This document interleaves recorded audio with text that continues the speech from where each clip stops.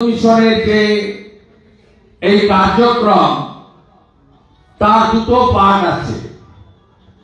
একটা হচ্ছে বাংলাদেশে অনেক দিন ধরেই অত্যাচার হয়েছে, আগের সরকারগুলোর সময়ও হয়েছে। তখন ক্ষত হতো যে যে সরকারে থাকতেন, যে হাসিনা ওয়াজেদ হোক, খালেদা জিয়াই হোক বা আর কেউ হোক, তারা গিয়ে ক্ষততে মলম লাগাতেন। আর এখন তো ক্ষত হওয়ার কোনো সুযোগ নেই। ধর্ম ছাড়ো, নয় বাংলাদেশ ছাড়ো, নয় কোতল হও, এর মাঝখানে বাংলাদেশে আর কিছু নেই 5ই আগস্টের পর থেকে। তাই বাংলাদেশে যে কটা হিন্দু রয়ে গেছে, মাত্র 7%, তাদেরকে বাঁচানোর জন্য একটা বড় স্বাক্ষর সংগ্রহ অভিযান আজকে শঙ্কর বাবুরা শুরু করলেন। 1 কোটির বেশি তাদের লক্ষ্য। 11 নম্বর সিগনেচার আমি করলাম, এটা আমার পরম প্রাপ্তি। এবং আমি তাদের পরামর্শ দিয়েছি, গোটা পশ্চিমবঙ্গে এবং ভারতবর্ষে যেখানে যেখানে হিন্দুরা থাকেন সম্ভব হবে, বিশেষ করে পশ্চিমবঙ্গে খুবই প্রয়োজন, রেল স্টেশন, বাস স্ট্যান্ড, মহাবিদ্যালয়, বিশ্ববিদ্যালয়, তার বাইরে আপনাদের স্বাক্ষর সংগ্রহ ক্যাম্প করতে হবে। হিন্দু মিশনের ব্যাপ্তি বাড়াতে হবে। সাথী রাষ্ট্রবাদী হিন্দু সংগঠনগুলি সাহায্য নিতে হবে। আজকের এই সিম্পোজিয়াম বা আলোচনা চক্র তাদের নির্দিষ্ট কিছু দাবির সমর্থনে আপনারা সমবেত হয়েছেন হিন্দু মিশনের নেতৃত্বে।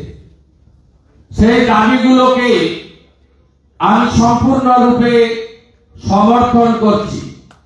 তার মধ্যে প্রথম দাবি হচ্ছে ভারতবর্ষকে হিন্দু রাষ্ট্র হিসেবে ঘোষণা করা। আমি এমএলএ হিসেবে বা একটা রাজনৈতিক দলের সক্রিয় সদস্য হিসেবে নয়, আমি একজন হিন্দু হিসেবে ব্যক্তিগতভাবে এই দাবিকে পূর্ণ সমর্থন জানাচ্ছি এবং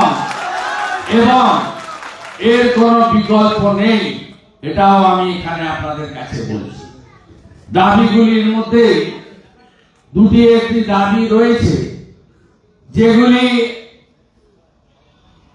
যে আমাদের সিএএ তাকে কার্যকর তো করেছে নরেন্দ্র মোদীজি, অমিত শাহজি, আর একটু সরলীকরণ, সেটাও নিশ্চিতভাবে পৃথিবীর হিন্দু হৃদয় সম্রাট নরেন্দ্র দামোদর দাস মোদীর নেতৃত্বে, যিনি কাশ্মীরকে সোজা করেছেন, যিনি ডক্টর শ্যামাপ্রসাদ মুখার্জির স্বপ্ন পূরণ করে 370 এবং 35A হাঁটিয়ে দিয়েছেন, অমিত শাহজি করবেন, করেছেন, এই বিশ্বাস আমার আছে। এর বাইরেও যে দাবিগুলির মধ্যে বাংলাদেশ একটি বড় ইস্যু। আমি আপনাদের কাছে বলবো, সরসঙ্গ চালক পূজ্যপাদ মোহন ভাগবতজি বিজয়া দশমীর যে বাৎসরিক র্যালিতে এবারে একটা আহ্বান জানিয়েছিলেন, গোটা পৃথিবীর হিন্দুদের বাংলাদেশের হিন্দুদের পাশে দাঁড়ানো উচিত। সেই কাজ আমরা আমাদের সীমাবদ্ধ ক্ষমতার মধ্যে দাঁড়িয়ে এপার থেকে করেছি, আপনাদেরকেও করতে হবে এবং সবাইকে বাংলাদেশের পীড়িত, নির্যাতিত, বঞ্চিত, আক্রান্ত তাদের পাশে আমাদের সকলেই দাঁড়ানো উচিত। আমরা যদি প্রকৃত হিন্দু হয়ে থাকি এবং আমরা যদি সনাতনকে বাঁচিয়ে রাখতে চাই, এই লড়াইটা শুধুমাত্র হিন্দুত্বের লড়াই নয়, এই লড়াইটা হিন্দুদের অস্তিত্ব রক্ষার লড়াই। আমরা শুধু বাংলাদেশ কেন, এপার বাংলায় আমরা কেমন আছি, এপার বাংলায় আমরা হিন্দুরা বিপন্ন। আপনারা জানেন যে আমি বর্তমান শাসক দলের অনেক গুরুত্বপূর্ণ জায়গায় ছিলাম, প্রশাসনিক এবং দলগতভাবে। তারা আমাকে তাড়ায়নি, আমাকে তারা ধরে রাখার চেষ্টা করেছেন শেষ দিন পর্যন্ত, 1 ডিসেম্বর 2020 পর্যন্ত। আমি ওই দলকে পরিত্যাগ করেছি। তার মধ্যে অন্য কারণগুলির মধ্যে সবচেয়ে বড় কারণ যেটি ছিল সেটা হচ্ছে অ্যাপিজমেন্ট, তুষ্টিকরণ, তোষণের রাজনীতির বিরোধিতা করার জন্য। তাই আমরা এপার বাংলার হিন্দুরাও কেউ ভালো নেই, ভালো থাকতে পারি না। তার কারণ রক্ষক যদি ভক্ষক হয় কখনো আমরা টিকে থাকতে পারবো না। আমি এপার বাংলার হিন্দুদের অবস্থা আপনারা অনেক সভা সমিতি, মিডিয়া, সোশ্যাল মিডিয়া নানাভাবে শুনেছেন, জেনেছেন। 2024-এ দুর্গাপুজো থেকে শুরু করে কার্তিক পুজো এমন কোন সনাতনী ধর্মীয় আচার অনুষ্ঠান নেই যেখানে আমরা আক্রান্ত হইনি। শুধু তাই নয়, প্রত্যেক দিন সকালবেলা, শীতের সকালে আপনি গোটা পশ্চিম বাংলায় জাগ্রত, প্রতিষ্ঠিত শতাব্দী শতাব্দী প্রাচীন মন্দিরগুলো থেকে, সমস্ত বিগ্রহ থেকে শুরু করে মন্দিরের থেকে চুরি, এটা একটা নিত্য নৈমিত্তিক ঘটনায় পরিণত হয়েছে পশ্চিমবঙ্গে।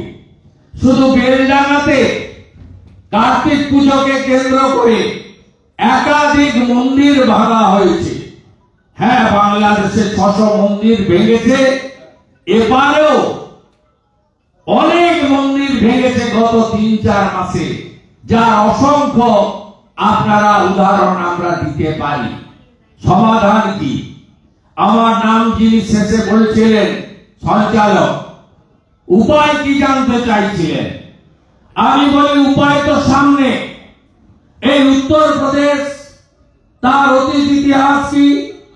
উত্তরপ্রদেশে মুলায়ম সিং যাদব যখন মুখ্যমন্ত্রী, অখিলেশ যাদব যখন মুখ্যমন্ত্রী, 5 বছরে 375টা 12 থেকে 17 সাম্প্রদায়িক দাঙ্গা হয়েছে। সাম্প্রদায়িক দাঙ্গায় নিরীহ মানুষরা মারা গেছেন। আজকে 144 বছর পরে মহাকুম্ভ হচ্ছে। শেষ কুম্ভ যখন প্রয়াগরাজে হয়েছিল তখন তার নাম ছিল এলাহাবাদ, আর কুম্ভের দায়িত্বে ছিলেন আজম খান। সেই উত্তরপ্রদেশে আজকে শান্তি বিরাজ করছে। সেই উত্তরপ্রদেশে আজকে সহিষ্ণুতা বিরাজ করছে। সেই উত্তরপ্রদেশে আজকে সর্বধর্ম তার পালন করার সুযোগ সবাই পাচ্ছে। অর্থাৎ সুশাসন কাকে বলি, সুরক্ষা কাকে বলি, যোগী আদিত্যনাথ দিদিকে আজকে দেখিয়ে দিয়েছেন চোখে আঙুল দিয়ে। আমাদের ভারতবর্ষ পৃথিবীর সবচেয়ে বড় বৃহৎ গণতান্ত্রিক দেশ। আমাদের এই দেশে ব্যুরোক্রেসি, পুলিশ, যারা যা আছে থাকুন না কেন, পুরো ব্যবস্থাটাই পলিটিক্যাল সিস্টেম। ডক্টর বাবা সাহেব আম্বেদকরের সংবিধান এটা আমাদের দিয়ে গেছেন।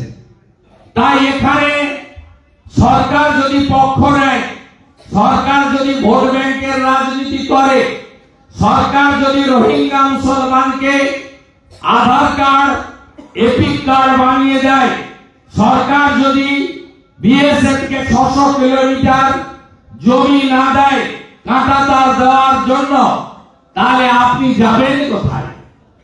যাবেন কোথায়? সরকার যদি তাদের বড় বড় ক্যাবিনেট মন্ত্রীদেরকে বসিয়ে রাখে যারা সরাসরি সাম্প্রদায়িক কথাবার্তা বলেন। একজন মুর্শিদাবাদের শাসক দলের এমএলএ তো বলেই দিলেন, এখানে তো তোরা 30, আমরা 70, কাটবো আর ভাগীরথীর জলে ভাসাবো। ব্যবস্থা হয়নি তার বিরুদ্ধে, সরকার ব্যবস্থা নেয়নি।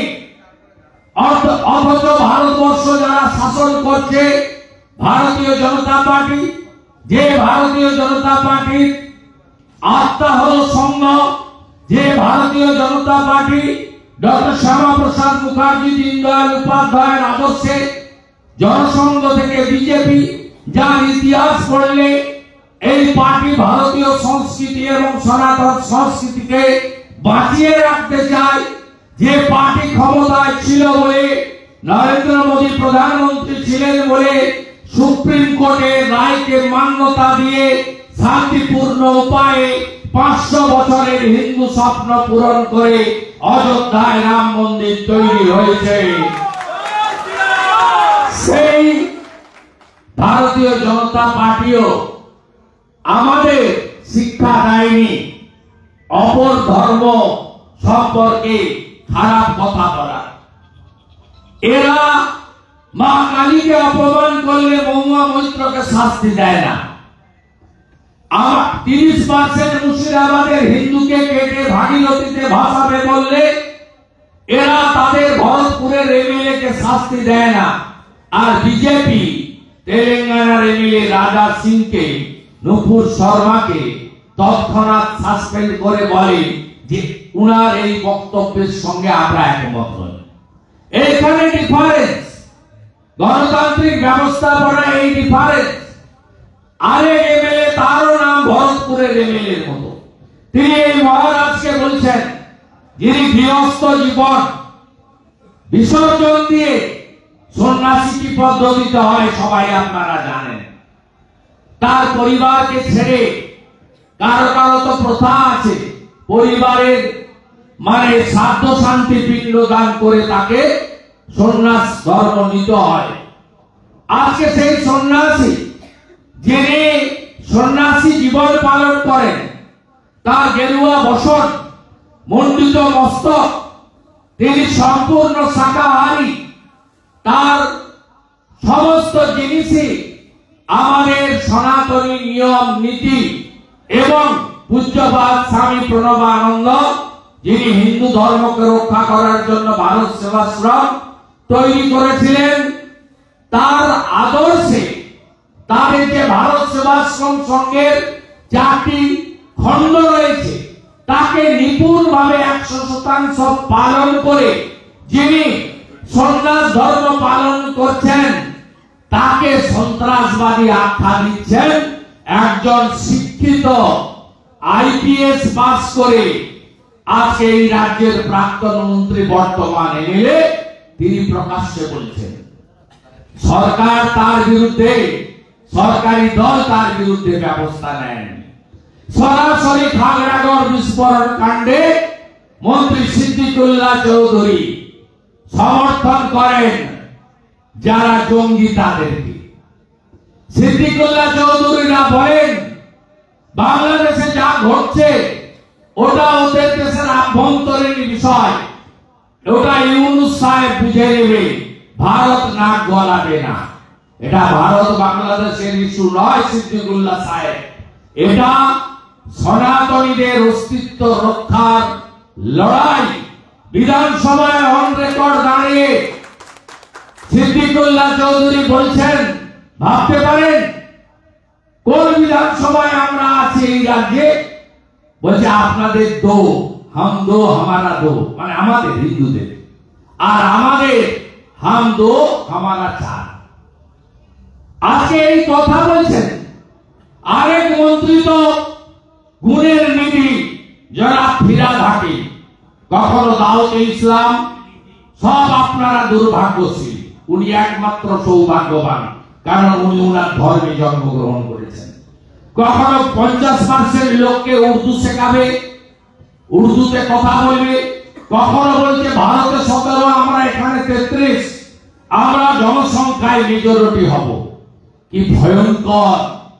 তাই সমাধান তো একটাই, যে সমাধান আপনাদের সামনে আমি দাঁড়িয়ে আছি। 2021 বিধানসভার ভোট, আমি ভারতীয় জনতা পার্টিতে নবাগত, আমাকে আমার দল বলল আগে মমতা ব্যানার্জি বলল 18 জানুয়ারি 2021 যে আমি নন্দীগ্রামে দাঁড়াবো, ভবানীপুর আমার বড় বোন আর এটা আমার মেজ বোন না ছোট বোন, আমি এখানে দাঁড়াবো। কেন দাঁড়াবেন উনি? কারণ ওখানে 26% মুসলমান ভোট। উনি জানেন যে আমি 26% দিয়ে শুরু করব, বাকি হিন্দু আছে, একটু ভাতা দেব, একটু পুলিশ লাগিয়ে দেব, একটু ওর পিছনে ওকে লাগিয়ে দেব, ব্রাহ্মণের সঙ্গে ক্ষত্রিয়, ক্ষত্রিয়ের সঙ্গে বৈশ্য, বৈশ্যের সঙ্গে শূদ্র লাগিয়ে দেব। হ্যাঁ, ভারত সেবাশ্রম সমর্থন করবে না, ঠিক আছে, ইস্কনে চলে যাব, আরতি করে সমর্থন আদায় করে নেব। রাধারমন বাবু আছেন, আচ্ছা ইস্কন করবে না, তাহলে রামকৃষ্ণ মঠ মিশনে চলে যাব, বলবে একটু আমাকে আশীর্বাদ করে দিন। মঠ মিশন সবাইকেই আশীর্বাদ করেন, আমাদেরও করেন, ওনাদেরও করেন।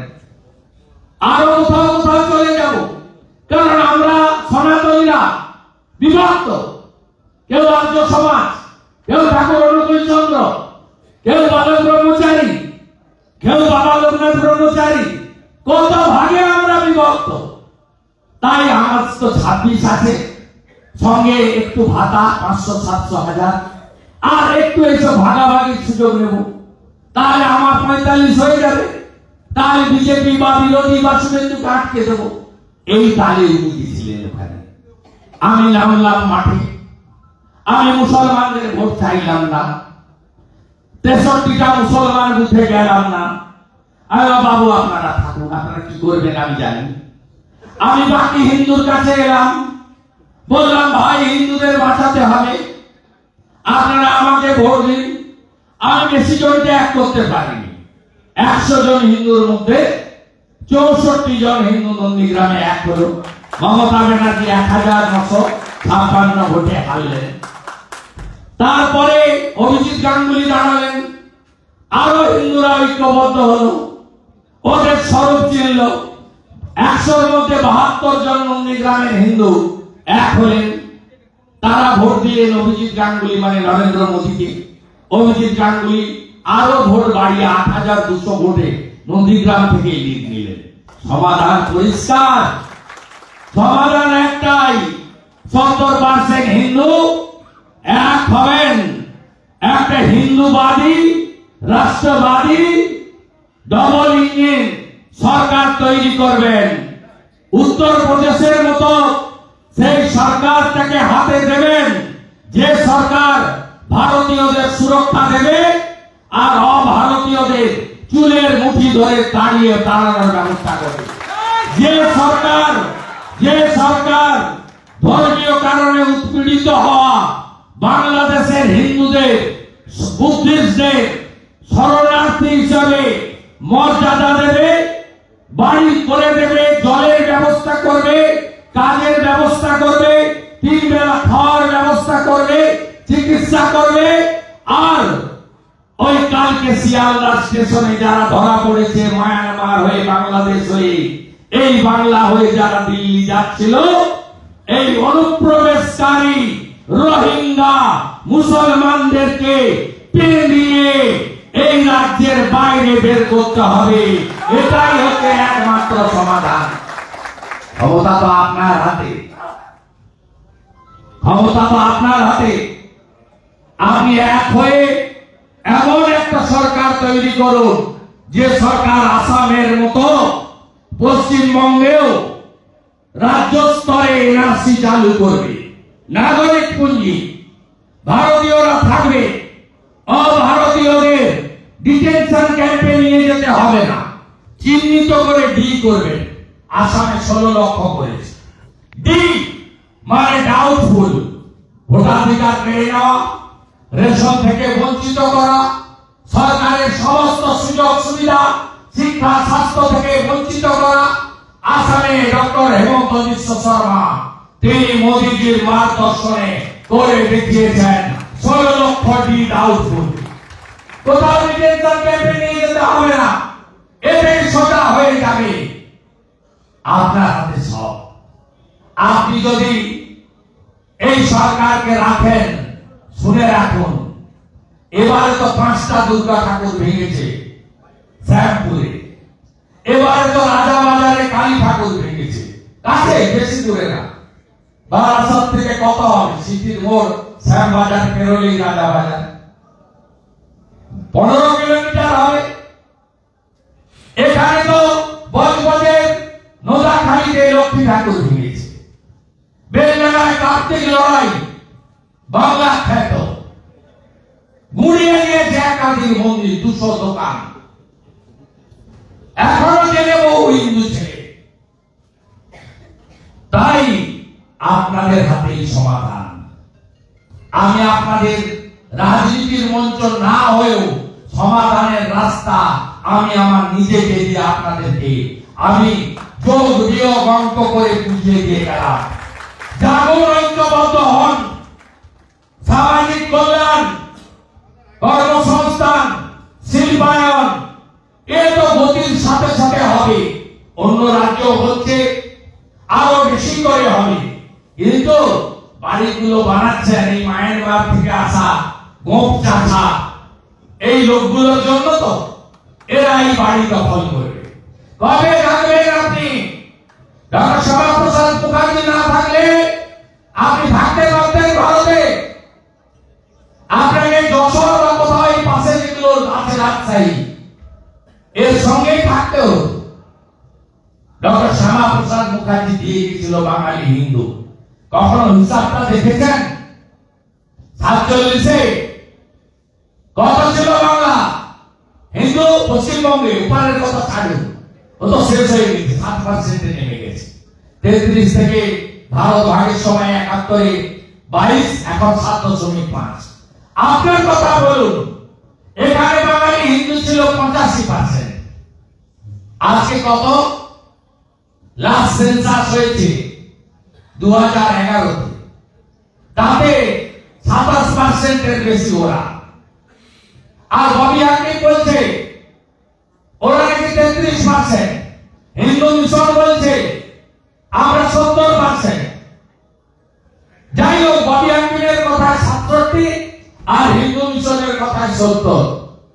ববি হাকিমের কথা বললে আমরা 17% কমে গেছি, আর হিন্দু মিশনের কথা বললে আমরা 15% কমে গেছি। আমি আপনাকে বলে গেলাম, এই সিদ্দিকুল্লাহ, এই জাভেদ খান, এই শাহজাহান, এই ফিরাদ হাকিম, এই হুমায়ুন কবিরদের সরকারটা যদি থাকে 31-এর পরে আর কিছু করতে হবে না। মোহন মাঝির উড়িষ্যা, নইলে মানিক সাহার ত্রিপুরা, নইলে হেমন্ত বিশ্ব শর্মার আসামে যাওয়ার জন্য এখন থেকে ব্যাগ গুছান পশ্চিমবঙ্গের বাঙালি হিন্দু।